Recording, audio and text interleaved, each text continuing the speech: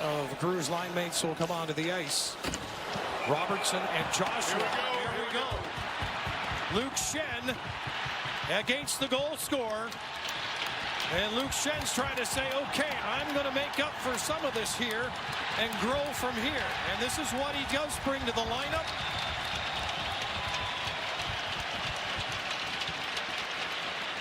And Rob, this is your fraternity. I guess credit to Josh. Yeah, Joshua great job by both guys here getting involved in Luke Schenn. Just in this second game here and just kind of slowly learning here the system and of the game for the Buffalo Sabres. And you see him, he comes right out of the bench, and Joshua comes right off the bench and gets into the middle of the ice there, and the two of them drop their gloves and they address it. They throw them pretty good. Schenn throws quite a few of them right off the hop there, and Joshua just kind of trying to defend a little bit. And then eventually getting the one coming over the top and getting him to the ice. So everybody brings something, Dan.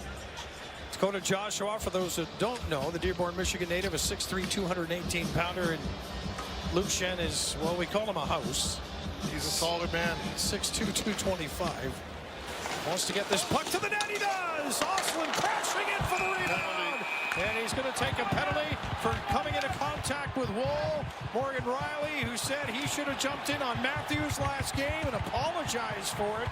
Was first there for the Maple Leafs, and now Schenn comes in to make sure he can't help one of his teammates out as Grew behind the net continues. Now Stanley grabs hold of a combatant if he wants to. Joshua again.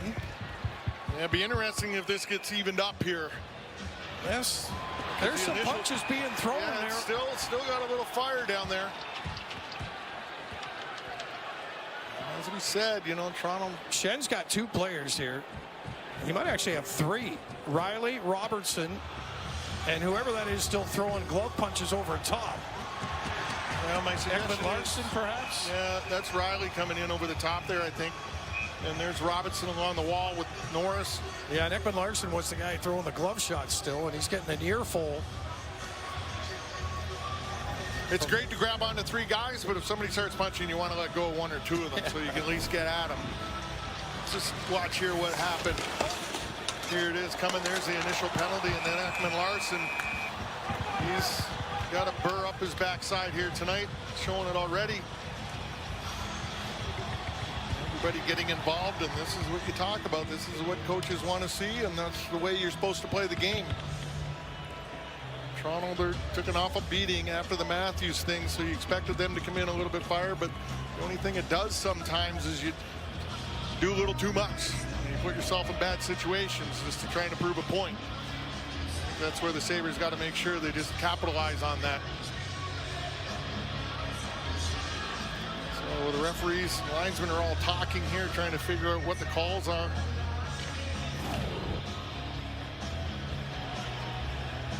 Norris is coming out of the box. It's going to be Buffalo number 86, minor penalty for goaltender interference. Buffalo number 5, double minor for roughing. Toronto number 95, double minor for roughing. Yeah, Larsson and Schenn get double minors for roughing. And the interference call is the power play. The middle there, and the Leafs get it out. Now Byram in by Tavares, just inside the Sabres line, out there with Nylander and Nyes. Nyes is in open ice here if the puck comes free, but the Sabres keep possession with under a minute to go. Tavares going after Byram at the bench.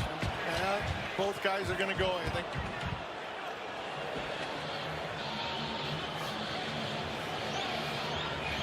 Tavares, if this does go to overtime, just took him out of the game for a little bit. Of course, Byram goes as well. John Tavares neglecting to go to the box, but he's going to get an escort over there. And this is what happened right in front. Two of them going at it. Tavares just kept going at Bowen Byram.